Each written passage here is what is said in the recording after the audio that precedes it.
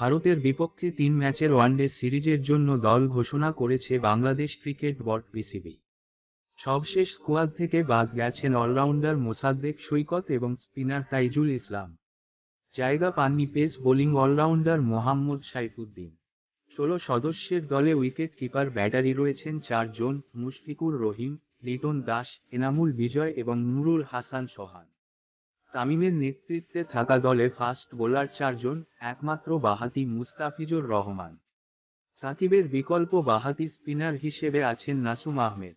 এছাড়া ওপেনার হিসেব করলেও দেখা যায় মূল স্কোয়াডে 4 ওপেনিং ব্যাটার, অধিনায়ক তামিম ছাড়াও রয়েছেন লিটন, বিজয় এবং নাজমুল শান্ত।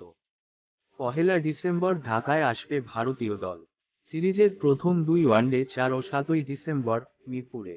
প্রথম টেস্টের ভেন্যু চট্টগ্রাম। তৃতীয় ওয়ানডে 10 ডিসেম্বর। সবগুলো ম্যাচ এই day night. Bangladesh squad: Tamim Iqbal অধিনায়ক, লিটন দাস, নাজমুল শান্ত, এনামুল বিজয়, সাকিব আল হাসান, মুশফিকুর রহিম, মাহমুদুল্লাহ রিয়াদ, আফিফ হোসেন, ইয়াসির রাব্বি, নুরুল হাসান সোহান, মেহেদী মিরাজ, নাসুম আহমেদ, তাসকিন আহমেদ, মুস্তাফিজুর রহমান, হাসান মাহমুদ এবং ইবাদত হোসেন চৌধুরী।